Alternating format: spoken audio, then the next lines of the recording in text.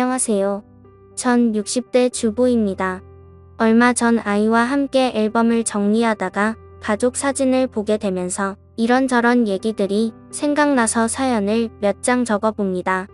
사실 이 얘기는 저의 아이들도 그리고 남편도 모르고 저만 가슴속에 품고 살았던 얘기라서 조심스럽기도 하지만 언젠가 한 번쯤은 누군가에게 꼭 하고 싶은 얘기였기에 용기를 내봅니다. 어린 시절부터 제 인생은 막말로 진짜 뭐 같았습니다. 부모가 저를 버린 건지 아니면 돈을 벌러 떠난 건지 정확한 이유도 모른 채 교회 목사님 손에서 자랐습니다. 감사하게도 목사님은 저를 중학생이 될 때까지 돌봐주셨고 목사님의 자녀가 태어나면서 저는 고아원으로 보내졌습니다. 이렇게 성인이 되기 전까지 고아원에서 지냈고 20살이 될 무렵 저는 최소한의 퇴소 비용을 받아 고아원을 나오게 됐습니다. 제가 공부 욕심이 많았다 보니 대학은 꼭 가고 싶었는데 낮에는 돈을 벌어야 하니 선택지는 야간 대학뿐이었습니다. 결국 낮에는 공장에서 일하고 밤에는 대학을 다니면서 겨우 대학을 졸업했고 그 뒤엔 반도체 공장으로 옮겨서 3교대 근무를 했습니다. 그런데 이렇게 살다가는 죽도 밥도 안 될 것 같아서 공장을 관두고 큰맘 먹고 공무원 시험 준비를 시작했습니다. 다행히도 3년 동안 공무원 시험을 준비해서 30이라는 늦은 나이에 공무원 시험에 합격할 수 있었습니다. 다른 친구들은 결혼을 하고 아이를 낳고 가정을 꾸릴 때 전막 사회생활을 시작하려 했는데 혼자 지쳐진다는 생각이 들었지만 힘들게 시험에 붙었으니 무슨 일이 있어도 퇴직하기 전까진 일을 하려고 했죠. 저는 한 지역의 시청에서 근무했는데 시민들의 민원을 처리해주는 부서에 처음 발령을 받았습니다. 안 그래도 소심하고 낯을 많이 가리는 성격인데 사람들을 상대하려니 너무 힘이 들더라고요. 일하는 내내 두통에 시달렸고 퇴근을 하면 즐거운 게 아니라 다음날 출근할 생각에 불안 증세가 몰려와서 손이 떨리고 밤에 잠을 이루지 못했습니다. 안 그래도 소심하고 낯을 많이 가리는 성격인데 퇴근을 하면 즐거운 게 아니라 손이 떨리고 그러던 어느 날 민원 처리를 하고 있는데 한 남자가 서류를 들고 와서 몇 가지 문의를 해왔습니다. 그 남자의 물음에 답을 해주는데 갑자기 정신이 몽롱해지면서 잠이 오는 겁니다. 그렇게 전 그 자리에서 쓰러졌고 눈을 떠보니 병실에 누워 있었습니다. 그런데 제 앞에는 낯선 남자가 서 있는 겁니다. 정신을 차리고 자리에서 일어나려고 하니 지금 일어나실 수 있겠어요? 좀 더 쉬셔야 할 것 같은데 라고 하며 저를 일으켜주는데 낯선 남자의 터치가 조금 불편해서 제가 몸을 뒤척이니 좀 더 쉬셔야 할 것 같은데 제가 몸을 뒤척이다. 아, 죄송합니다. 저 누군지 모르시겠죠? 저 아까 시청에서 서류를 떼려고 갔는데 갑자기 제 앞에서 쓰러지시는 바람에 우선 놀라서 제가 응급차 타고 같이 왔어요. 직원분들이 올 상황이 아닌 것 같아서 라고 자기 길을 소개하더라고요. 저는 감사한 마음에 퇴원 처리를 하고 그분에게 연락처를 물었습니다. 그래도 저 도와주신 분인데 식사 대접이라도 해야 할 것 같아서요. 그리고 일주일 뒤 그 남자와 저녁 식사를 하는데 사람이 너무 자상하고 괜찮더라고요. 그 남자는 아버지와 함께 작은 사업을 하는 남자였는데 겉모습만 봐도 저와는 너무 다른 세계에 사는 사람 같았습니다. 깔끔한 스타일의 옷도 유명 브랜드를 입고 다니고 누가 봐도 곱게 자란 티가 났죠. 몇 번 만나면서 저는 그 남자에게 호감을 느꼈지만 만나면 만날수록 욕심을 내면 안 될 것 같다는 생각이 들더라고요. 전 친인척 하나 없고 부모도 없는 고아원 출신의 재산이라고는 제가 월급 봐서 모은 돈이 전부였으니까요.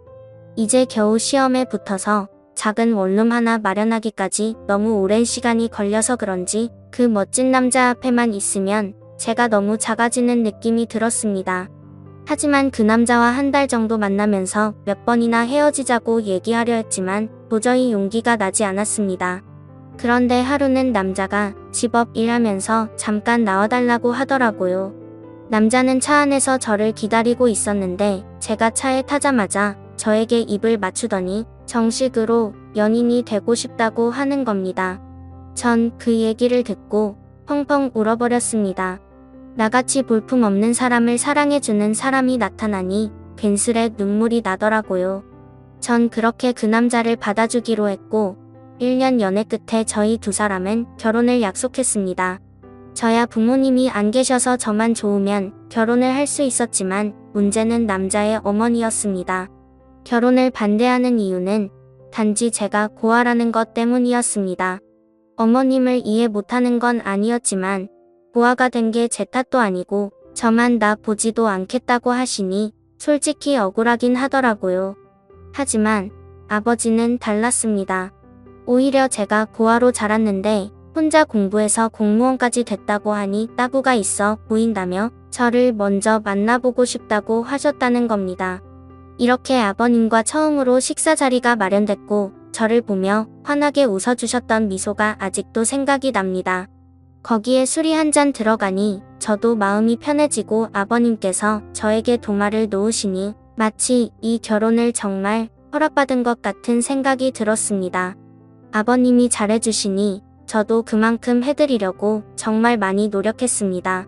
결혼하기도 전이었지만 먼저 연락도 드리고 선물도 드리고 단둘이 만나서 식사도 하고 아버님은 그런 제가 정말 마음에 드셨는지 얼른 결혼식을 준비하라고 하시더라고요. 어머님은 자기한테 맡기라면서요. 결국 저희 두 사람은 아버님을 등에 업고 결혼식을 올릴 수 있었고 감사하게도 작은 신혼집까지 마련해 주셨습니다. 대신 조건이 있었습니다. 제가 몸이 많이 어약한 편이다 보니 아버님께서는 일을 관두고 남편은 애조하길 원하셨습니다. 대신 무슨 일이 생기면 본인에게 바로 얘기하고 책임까지 져주시겠다고 약속을 했지요. 저 말을 듣고 솔직히 고민을 안 했다면 거짓말입니다. 공무원이 되겠다고 고생한 3년이 주마등처럼 스쳐갔지만 저도 이제 남들처럼 가정이 생겼고 제 미래를 이 가족에게 바쳐도 괜찮을 것 같다는 생각이 들었습니다. 솔직히 남편 사업이 꽤 잘 되기도 했었고 적어도 돈 때문에 마음고생할 일은 없어 보였기 때문이죠. 전 사직서를 제출했고 시댁 근처에 신혼집을 얻어 남편과 행복한 신혼생활을 보냈습니다. 하지만 점점 남편은 변해가기 시작했습니다. 누구보다 저를 사랑해 줄 것 같던 사람이 외박은 점점 잦아지고 연락도 잘 되지 않았습니다. 제가 조금이라도 잔소리를 하면 바로 손이 올라왔고 폭력을 쓰려 하더군요. 전 그럴 때마다 아버님을 찾아갔고 아버님께서는 저 대신 남편에게 쓴소리도 하고 혼을 내기도 하셨습니다. 그렇게 결혼 3년 차쯤 됐을까 드디어 사건이 터졌습니다. 점심때 친구와 만나기로 한 약속 장소는 남편 회사 근처였습니다. 친구와 점심을 먹고 남편이랑 커피 한잔하려고 휴대폰을 꺼내든 순간 전 제 눈을 의심했습니다. 남편이 낯선 여자의 허리를 감고 길을 걷고 있더라고요. 멀리 있어서 흐릿했지만 분명 제가 아침에 챙겨준 셔츠에 신발 그리고 제 키까지 누가 봐도 남편이었습니다. 그 자리에서 남편에게 달려가 딱이라도 때리고 그 여자의 머리차라도 잡았어야 했지만 전 아무 말도 하지 못했습니다. 만약 이대로 이혼을 하게 되면 앞으로 어떻게 살아가야 할지 그저 막막하기만 했거든요. 그 일이 있고 난 뒤 남편의 바람은 더 과감해졌습니다. 대놓고 집 앞에 차를 세워두고 그 여자와 데이트를 하고 동네에서도 팔짱을 끼고 다니면서 부부 행세를 했습니다. 어찌나 유난들을 떨고 다녔는지 이미 동네에선 남편이 바람을 피고 있다는 소문이 파다할 정도였으니까요. 한 번은 동네에 부끄럽게 뭐하는 거야, 바람을 피려면 조용히 피던가 하고 먼저 한마디 던졌더니 황당하다는 듯 대답하더군요. 여자가 말이야 남편이 집에 오면 좀 살갑게 애교도 부리고 그래야지 목석처럼 앉아서 말 한마디 안 하는데 무슨 재미로 집에 오겠냐 안 그래 저 말을 듣는데 기가 막히더군요. 마치 자기가 바람을 핀 이유가 저 때문이라는 것처럼 말을 하고는 문을 쾅 닫고 나가버렸습니다. 저는 저 말을 꺼내기까지 몇 날 며칠을 고민했는데 고작 돌아오는 대답이 저 따위라니. 이대로 집에 혼자 있으면 이대로 제가 죽어버릴 것만 같아서 누군가에게 위로받고 싶었지만 전화 한 통 걸 곳이 없었습니다. 전 결국 시댁에 모든 사실을 다 얘기했고 어머님은 남자가 사업을 하다 보면 그럴 수도 있는 거라며 그냥 잊고 살라고 하는 반면 아버님은 달랐습니다. 이 새끼 저 새끼 이대 담지 못할 험한 욕을 하시더니 남편에게 전화를 걸어 당장 집으로 오라고 하시더군요. 그날 밤 남편은 밤새도록 아버님에게 두들겨 맞았습니다. 맘 같아서는 당장 이혼이라도 하고 싶었지만 뱃속에 아이와 직장도 없는 제가 갈 곳이 없었기에 섣불리 이혼 얘기는 꺼내지도 못하겠다고요. 아무 말도 못하는 저를 보고 아버님은 허튼 생각하지 말고 신혼집 정리하고 여기로 들어와라. 내가 저놈은 무슨 일이 있어도 버릇을 고쳐놓을 테니 나만 믿고 들어와라고 하시더군요. 평소 아버님 말이라면 꼼짝을 못하던 남편은 일주일 만에 신혼집을 정리했고 저희 부부는 결국 시댁으로 들어오게 됐습니다. 아버님 말대로 시댁으로 들어오니 남편이 꼼짝을 못하더라고요. 그렇게 5년 정도 그 집에 살면서 아이도 출산했고 크고 작은 사건들은 있었지만 그냥 남들처럼 평범한 날들을 보냈습니다. 저는 평소처럼 아이를 어린이집에 데려다주고 집으로 돌아오는 길이었습니다. 깜빡하고 열쇠를 안 가지고 와서 밖에서 문을 두드렸는데 인기척이 없는 겁니다. 분명 어머님이 집에 쉴 시간인데 아무 소리도 들리지 않길래 어머님께 전화를 걸었지만 받지 않으시더라고요. 괜스레 불길한 예감이 들어 열쇠 수리공을 불러 문을 열었습니다. 그런데 현관문을 여는 순간 저는 너무 놀라서 제자리에 주저앉아 버렸습니다. 어머님이 가슴을 부여잡고 문 앞에 쓰러져 계시는 겁니다. 놀란 저 대신 열쇠 수리공이 119에 신고를 해주었고 응급차를 타고 가면서 가족들에게 전화를 걸었습니다. 안녕하세요. 전 60세 전화를 받은 가족들이 모두 병원으로 모였지만 이미 병원에 도착했을 때 어머님은 심장은 멈춰 있었습니다. 평소 혈관 질환을 갖고 계셔서 건강에 주의를 했지만 급성 심근경색으로 돌아가셨다는 얘기를 듣게 되었습니다. 너무 갑작스러운 죽음 앞에 가족들 모두 슬픔을 감추지 못했고 아버님은 어머님 손을 잡고 펑펑 우셨습니다. 그렇게 갑작스레 어머님이 돌아가시고 난 뒤 아버님의 건강도 급격히 안 좋아지기 시작했습니다. 신우들은 이미 결혼을 해서 아버님을 모실 수 없다는 입장이었고 제가 집에 있으니 요양보호사는 부르지 말자고 하더군요. 결국 전 아버님과 함께 살며 아버님의 수발을 들었습니다. 매니마다 식사를 챙겨드리는 것은 기본이었고 관절염이 심해지셔서 거동이 불편하신 아버님은 휠체어 생활을 하셨는데 화장실에 가실 때나 밖에 볼 일이 있으실 때도 항상 제가 아버님을 모시고 다녔습니다. 솔직히 처음 오면은 왜 내가 이런 일을 해야 하는지 싶은 생각에 도망치고 싶고 아버님이 원망스럽기도 했습니다. 돈이 없는 집도 아니고 누가 나한테 월급을 주는 것도 아닌데 자식들도 안 하는 걸 며느리인 제가 하고 있으니 가끔 투정을 부리고 화를 내는 저를 보면서 아버님도 제게 죄스러운 마음이 드셨나 봅니다. 제가 짜증을 내도 아버님은 저에게 미안하다는 말을 달고 사셨습니다. 하루는 제발 요양원으로 보내달라 사정하시는데 저 때문인 것 같아서 눈물이 다 나더라고요. 결국 아버님께 제가 할 수 있을 때까진 모시겠다고 약속을 드렸죠. 그렇게 아버님을 모시고 산지 15년이라는 세월이 흘렀습니다. 서로 살 부비며 살다 보니 아빠와 딸처럼 정말 막역한 사이가 되었고 신기하게도 아버님이 점점 건강을 되찾으시는 게 눈에 보였습니다. 낮에는 저랑 같이 밖에 나가서 같이 산책도 하고 바람도 좀 쐬면서 즐거운 시간을 보내는 반면 밤만 되면 저랑 남편을 빤히 저를 쳐다보시기만 하고 묻는 말에는 대답도 하지 않으시더라고요. 그리고 새벽부터 일어나서는 방 안에서 혼자 어머님의 이름을 부르면서 막 울부짖기도 하셨습니다. 하루는 남편이 조심스럽게 먼저 제게 말을 꺼내더라고요. 여보, 내 생각엔 아버지 치매 같은데 좀 이상하잖아. 대답도 잘 안 하고 말도 잘 못 알아듣는 것 같은데 낮에 시간 될 때 당신이 모시고 병원 좀 가봐. 거참 노인네. 이젠 하다 머리가 말썽이네. 제가 치매 노인을 겪어본 적은 없지만 치매라기엔 아버님은 저와 대화도 잘하시고 장난도 잘 치셨는데 남편이 저렇게 얘기하는 걸 보니 맞는 것 같기도 하고 좀처럼 감을 잡을 수가 없더라고요. 날이 밝으면 아버님을 모시고 병원에 가야 하나 생각하고 침대에 누워 잠이 들렸는데 밖에서 인기척이 들리는 겁니다. 남편은 제 옆에 누워 코를 골며 자고 있고 인기척이라면 아버님뿐인데 뭐가 필요하신가 싶어 밖에 나왔더니 후다닥 방으로 들어가시더라고요. 그 다음 날도 또 다음 날도 아버님은 밤마다 제 방 앞에서 서성이시다가 제가 나오면 다시 방으로 들어가셨습니다.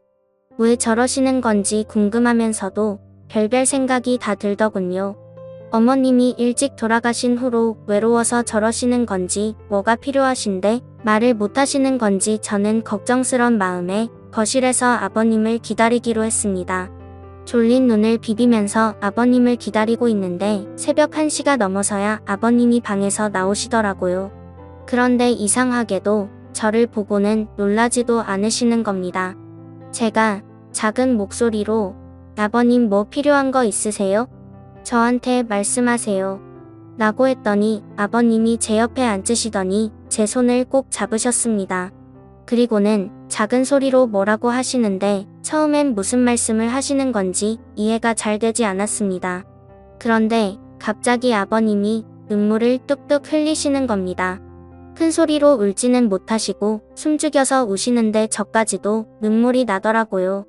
저는 이유도 모른 채 아버님을 위로해드렸고 아버님은 힘들게 입을 여셨습니다.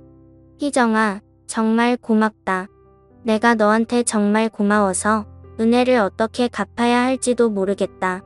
그리고 정말 고생 많았다. 내가 한 번은 꼭 말해야지 생각을 했는데 정말 고생 많았다. 라고 말씀해 주시더라고요. 15년이 넘는 시간 동안 아버님을 모시고 살았지만 미안하다는 말뿐 고맙다거나 고생했다는 말은 한 번도 해주신 적이 없으셨거든요.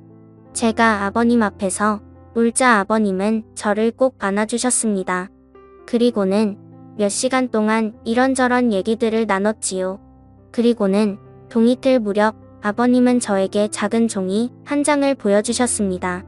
그 종이 속에는 유언장이라는 세 글자가 적혀 있었습니다. 그리고 그 유언장에 적힌 내용을 보고 저는 깜짝 놀랄 수밖에 없었습니다. 아버님이 가지고 계신 재산의 일부만 남겨두고 모두 저에게 위임하고 싶다는 내용이었습니다. 가슴에 손을 얹고 저는 돈을 바라고 아버님을 모신 것이 아니라 정말 제 아버지라는 생각으로 아버님을 모신 건데 그 유언장을 보고 마음이 너무 무거워졌습니다. 아버님, 제가 이런 걸 바라고 아버님과 함께 지낸 게 아니에요. 아버님은 그냥 제 아버지나 다름없으시고 제가 잘해드린 것도 없는데 라며 말뜻을 흘렸지요. 그럼 알지, 내가 왜 그걸 모르겠니? 자식들도 다 마다한 걸 며느리인 내가 해줬으니 거절 말고 받아라. 내 평생 은혜를 갚으려면 이걸로도 많이 부족하다만 이렇게라도 해야 내 마음이 편해질 것 같다. 말씀하시고는 방으로 들어가셨습니다. 그 일이 있고 난 뒤 저 남편, 아버님 모두 아무 일 없다는 듯 평범하게 지냈습니다. 저도 아버님도 그날 일에 대해서는 얘기를 꺼내지 않았지요. 그리고 3년 뒤쯤 아버님의 아침상을 차려서 방으로 가지고 들어갔는데 아버님께서 누워서 눈만 껌뻑껌뻑 하시는 겁니다. 아버님, 일어나서 식사 드세요. 마늘 장아찌 좋아하셔서 그거 만들었어요. 하고 말씀드리는 순간 헛기침을 크게 하시더니 그 자리에서 숨을 거두셨습니다. 저는 아버님을 끌어안고 펑펑 울었고 결국 아버님의 인종을 지킨 며느리가 됐습니다. 아버님 장례를 치르고 물건들을 정리하는데 신우들이 집으로 몰려왔습니다. 아버지 유언장을 발견했다는데 신우가 갖고 있는 유언장에는 재산의 10%를 자식 셋이 나눠 갖고 나머지는 아버님께서 평생 후원해 오신 보육원에 기부하겠다는 내용이었습니다. 그 유언장을 보고는 세 남매는 아버님을 원망하는 곡소리를 냈고 그 모습을 보면서 저는 그 모습을 멀뚱멀뚱 바라만 보고 있었습니다. 물론 아버님이 제게 주신 유언장 얘기는 굳이 하지 않았지요. 어차피 제 돈도 아니었고 아버님께서 좋은 일에 쓰시겠다고 결정하셨으니 그 뜻을 따르는 게 맞다고 생각했거든요. 그리고 한 달 정도 시간이 흐르고 우리 집으로 웬 남자가 한 명 찾아왔습니다. 그 남자는 자신을 변호사라고 소개하고 작은 명함과 함께 재산 위임장과 이혼 서류를 제게 건네주었습니다. 알고 보니 살아생전 아버님께서 변호사를 통해 유언장을 미리 전달해 두셨고 재산 위임 조건은 남편과 이혼하는 것이라고 하셨답니다. 이 사실은 돌아가신 아버님과 변호사 그리고 저만 알고 있으니 걱정하지 말라고 얘기하시는데 전 그 자리에 주저앉아 펑펑 울어버렸습니다. 아버님 바람대로 전짐을 싸서 그 집을 나왔고 아버님이 남겨주신 재산으로 작은 아파트 한 채를 구입했습니다. 그리고 남편에게는 이혼 서류를 우편으로 보냈습니다. 다행인지 불행인지 남편은 별말 없이 동의했고 저희 부부는 그렇게 합의하에 이혼을 하게 됐지요. 벌써 아버님이 돌아가시고 남편과 이혼을 한 지 5년이 지났습니다. 전 지금도 아버님 일이 되면 저 혼자 작게 제사를 지내고 가끔 산소에 찾아뵙고 인사도 드립니다.